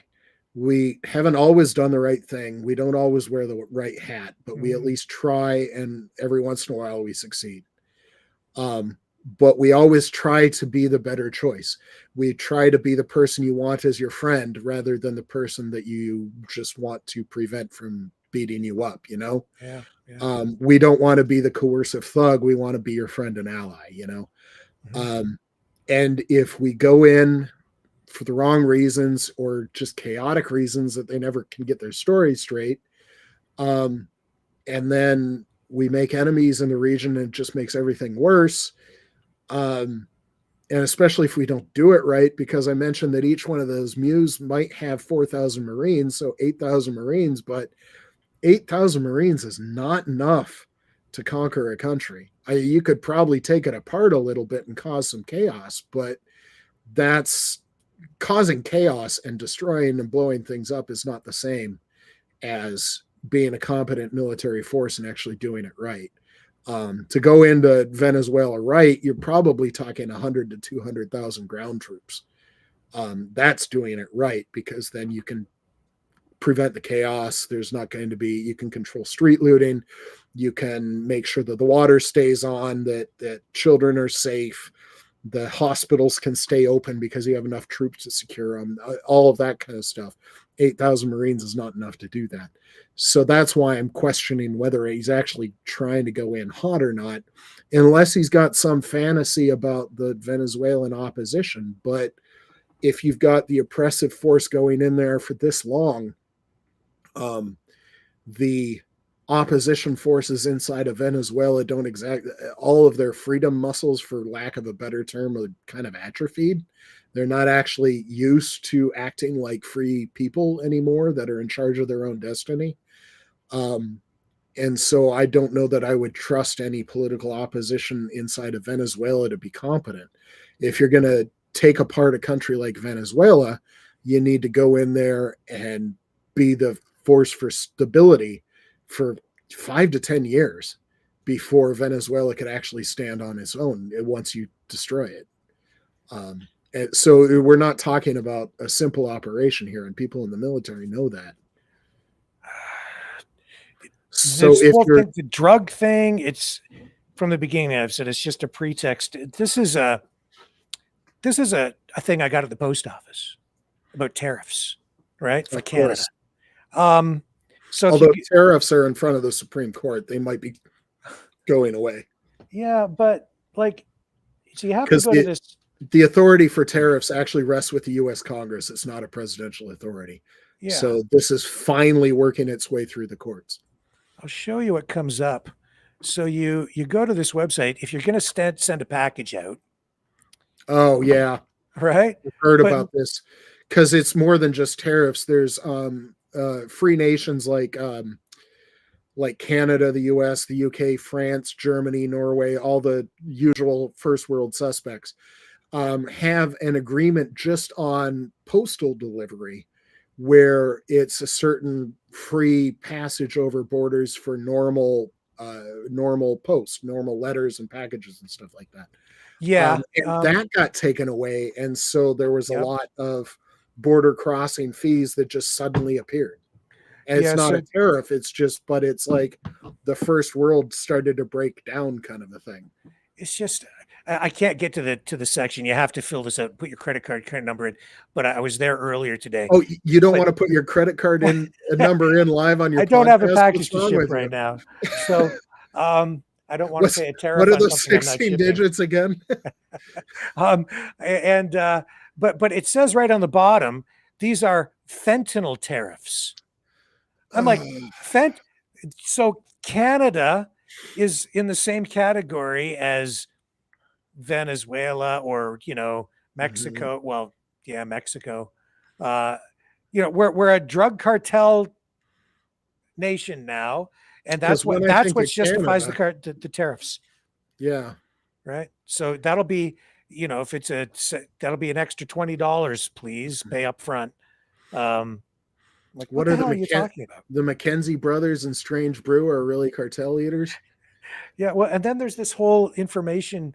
I'll call it a propaganda campaign It to is. to I would build agree with you. to build up this idea that Canada is this huge source of drugs flowing into the United States. Mhm. I can easily debunk it, but Yeah. Well, it's and what I was saying before about the leaked legal rationale for bombing those boats is Trump is just declaring something is true. He's asserting something and saying, because I asserted it, it is true. It's you can, if you yeah. didn't get dizzy on that argument, then you should probably, run that circle around a couple of times and then you'll be dizzy. But So that's what he's trying to do, is he's trying to assert something and make it true because he asserted it. just it really makes me worry just a bit, because it's the same argument for all these countries is drugs. So then he can do whatever he wants. You're narco terrorists. Uh, it's I don't know, man. This is crazy foreign policy. That's Mhm. all I can say. It's just nuts. Yes. Absolutely nuts. So we'll see if any sort of rational people. I mean, Rubio is one of the very few people that's a voice for reason in the current Trump administration. He can only be so many places at once. Yeah. And right now he's trying to control the chaos on the Ukraine thing. Yeah, but he's still a yes man. He is in the He end. is in public, but he's been pushing back hard on the Ukraine stuff. Hmm. But you're right. He also wants power, and he's willing to say yes to get it, at least in some ways. Well, time will tell. Now, maybe you can help me with this a little bit. This is it's a bit off base, but it isn't off base. I posted a thumbnail for videos yesterday, I guess it was, and it was quoting Elon Musk. It just said, murderous thugs. And then after the program last night, I thought, that can be taken a lot of ways today. And some people could say, you're a racist, you're this, you're that, just because I posted that. It was meant to be a quote from Elon Musk. And I got it, but there's nuance to a lot of this stuff that most people are not aware of. And then I started to think about that word thug. And thug, because of Black culture, American culture, pop culture, thug culture, even now, Thug because of life people like is Thug Life, yeah, Tupac, right? yeah. In the minds of, I would say, probably a lot of white people, especially conservatives.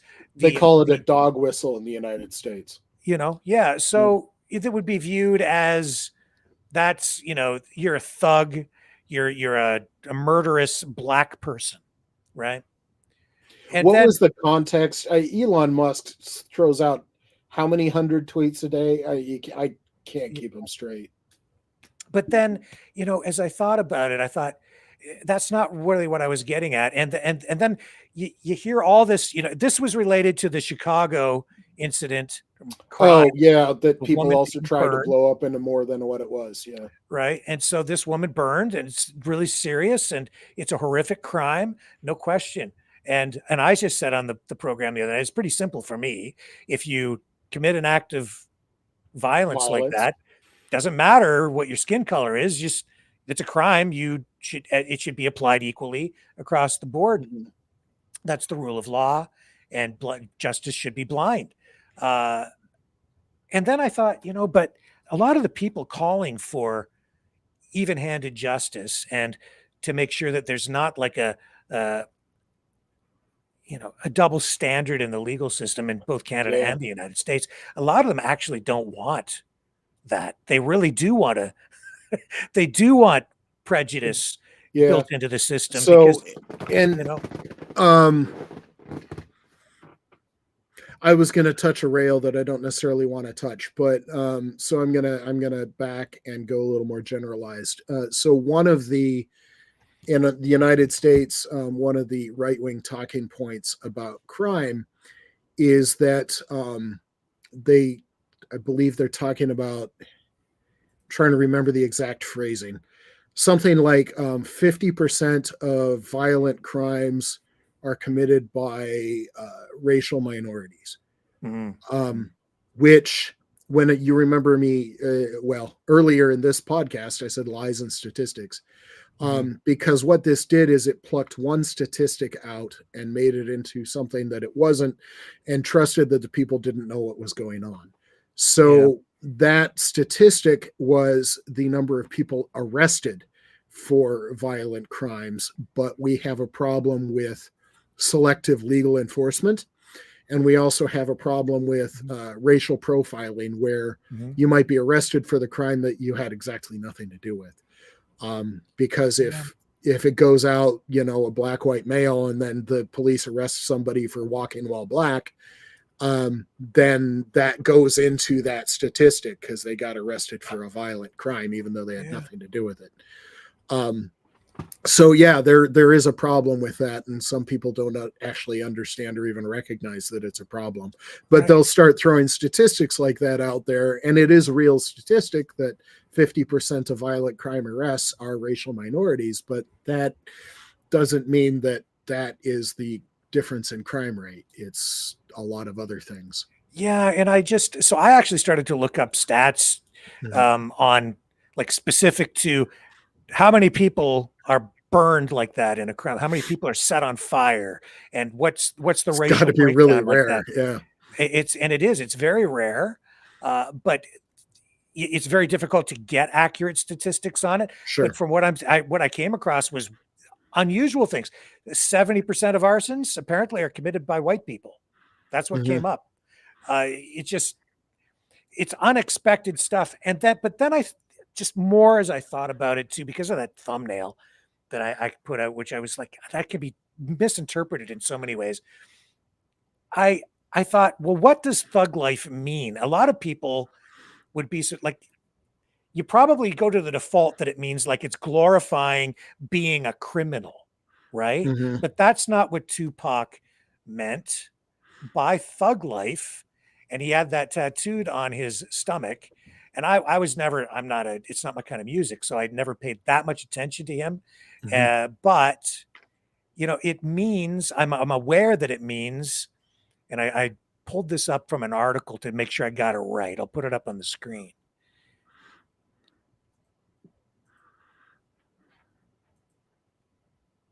And it means sort of the opposite. It's like, excuse the foul language as a part of this. It says, thug life stands for the hate you give little infants fucks everybody. Well, that's a loaded comment, right? So what is that really referring to? It's referring to systemic racism. It's referring to, whether people have opportunity in life. It's Broken referring homes, to all of yeah, these domestic social abuse, issues. all of it. Yeah. Yeah.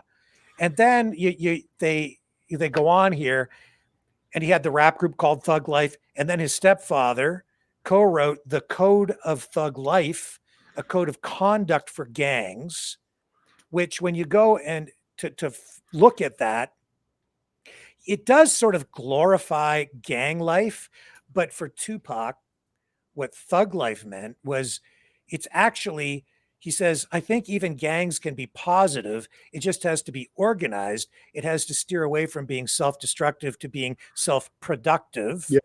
I organized the OGs on the East Coast and the West Coast and the penitentiaries to come up with codes of ethics for criminals. It's called Code of Thug Life. It's a code to put order to the violence on the streets.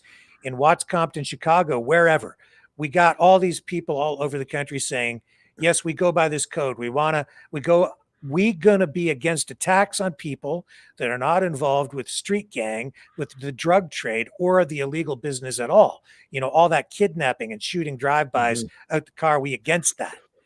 But I don't think people would be aware of that, especially if, you know, you're just watching, you know, your media in your little ecosystem and your echo chamber, and you're sort of from, you know, innocent Whitesville like I am, right? Yeah. Unless you're really paying attention, you're not going to get that nuance, or what does that mean? A thug life? Because when I first heard that, I always thought it meant, you know, that he was glorifying being a gangster. So the only part of my experience that touches on this is the U.S. military has been traditionally a route out of poverty for either the poor or the newly arrived. So, like prior to the Civil War, one of the immigrant waves was the Irish, and they were both poor and newly arrived. So, a vast overrepresentation in the Union Army that fought and won our Civil War was Irish. And that was just the way it was. But we have 250 years now of that history where Americans that might not have the best way forward in life will join the military because they might join it for a steady paycheck, but it also is an honorable profession that has controls that you might feel safe in because you can get away from your previous neighborhood that might not have been safe. And now you're in the military, and there's like, you've got the rank structure that works up and down. Like I said, if you receive an illegal order from above, you report it back because you have rights as a junior rank and you have to be aware. So the military can be very attractive. What that means in this context is that the military gets a lot of recruits out of the poor parts of the United States. We will get people, a lot of people that are trying to escape gang life.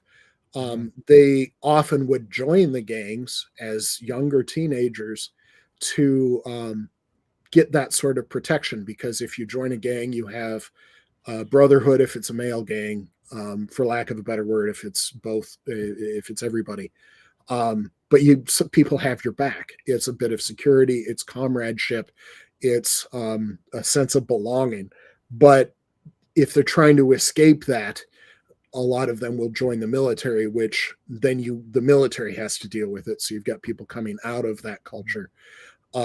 And so we have, but that's what I was, when Tupac was talking about, it could actually be a positive force.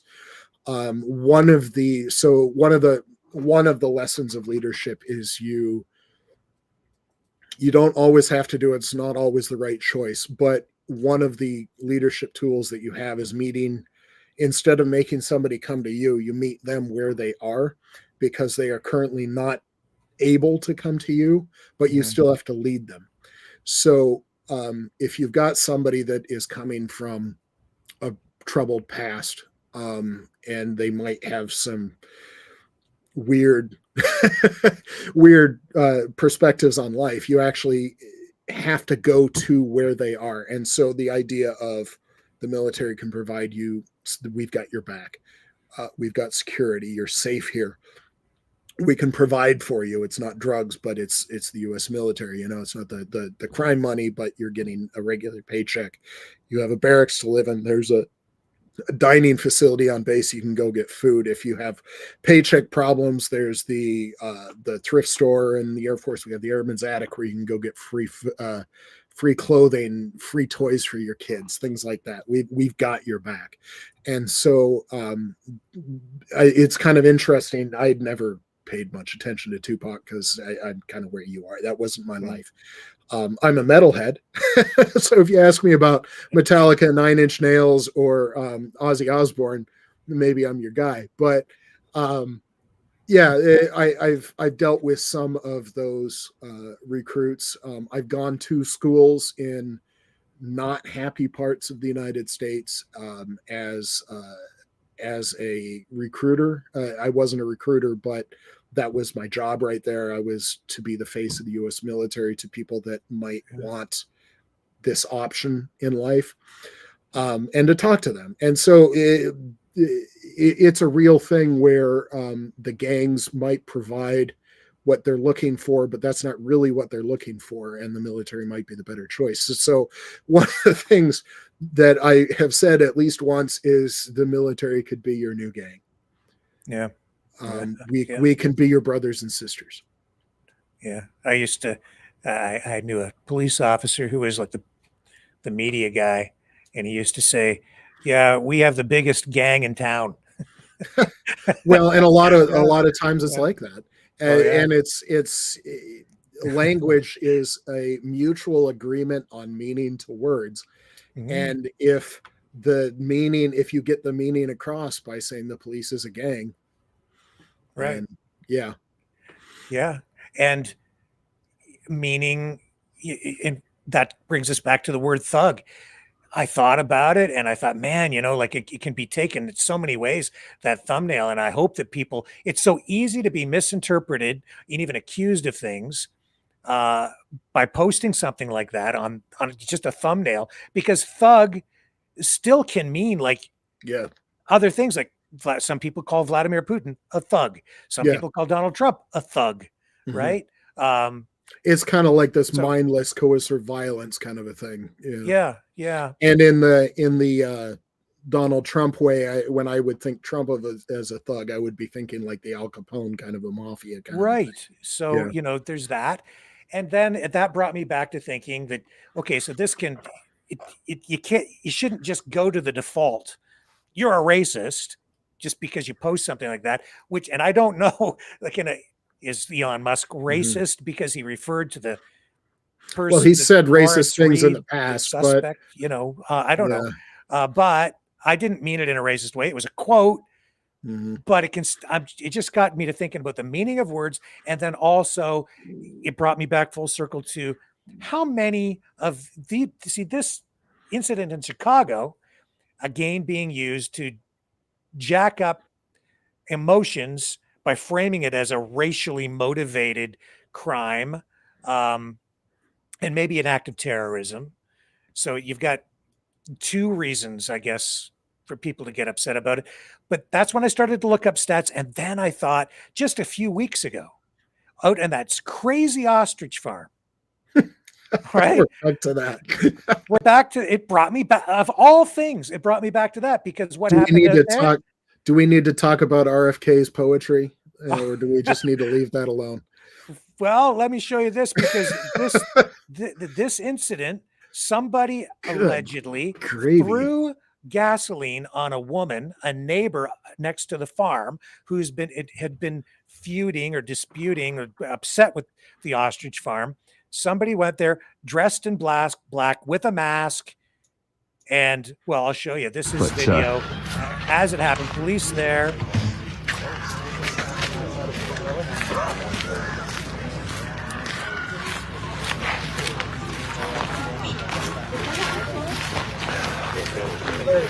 I'm a very I'm like this guy was taken into custody. I'm a diplomat. That's what I do.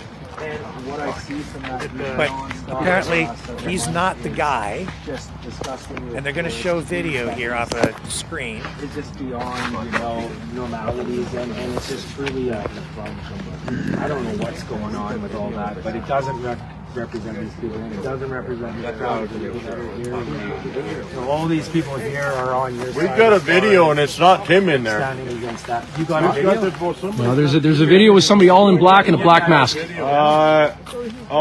the guy with the video. Hey, there's a guy with a video over here. Bring that up to the police. Oh, you have it there. Good. They're screaming bloody murder. And then I shot him. Hey, you guys, what's an officer? She's got a major problem. This has been going on as long as Can you back it? Sorry, no. Just back it up a little bit, freeze frame it, and then I'm going to take a picture of that, if that's okay. I don't know which one would be the best frame to... There's one that's right in front of this white billboard. That's not the guy that was with the black mask. No.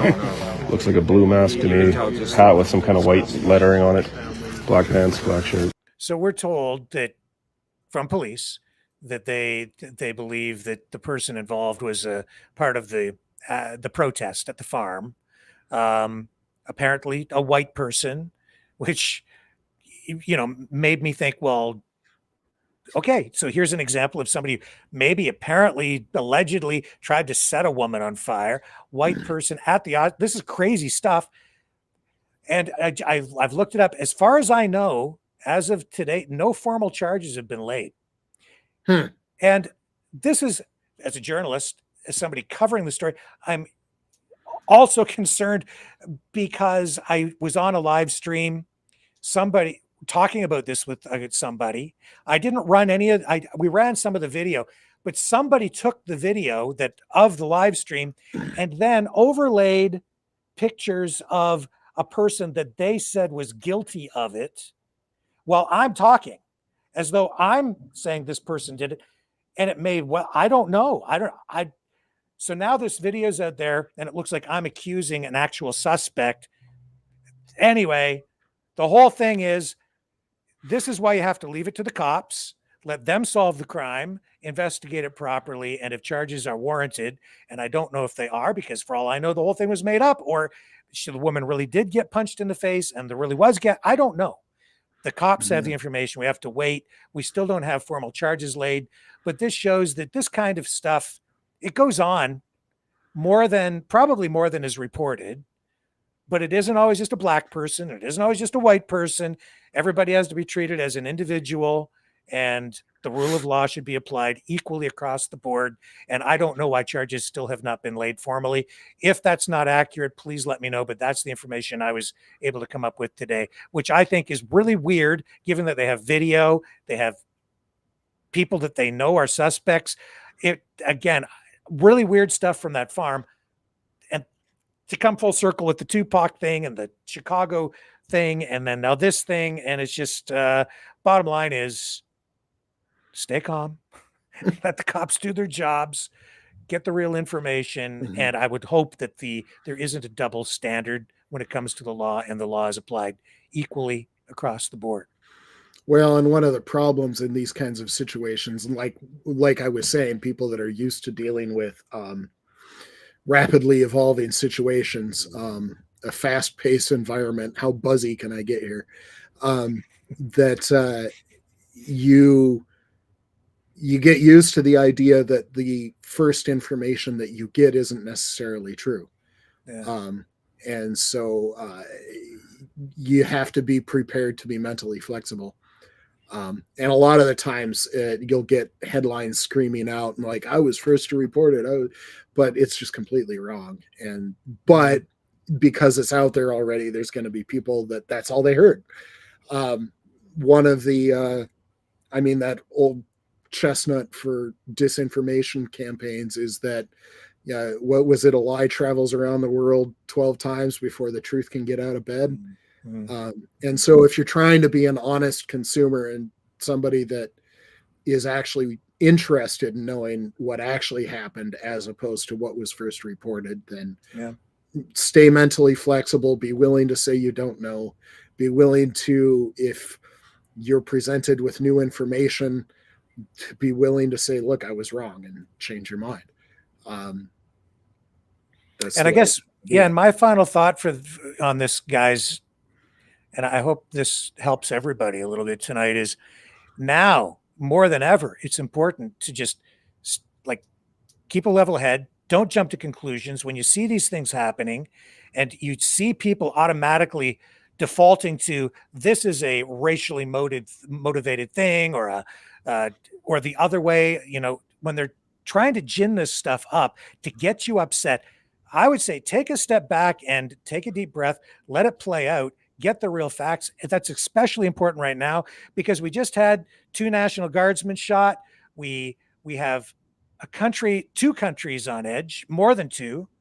People are upset. It's easy to overreact to things.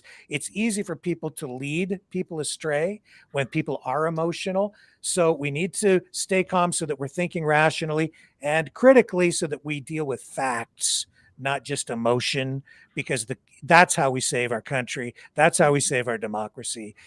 That's how we save our freedom. And that's my final thought for tonight.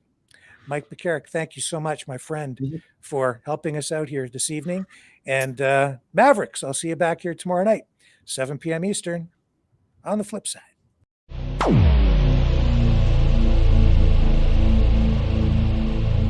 This has been a Maverick Multimedia production.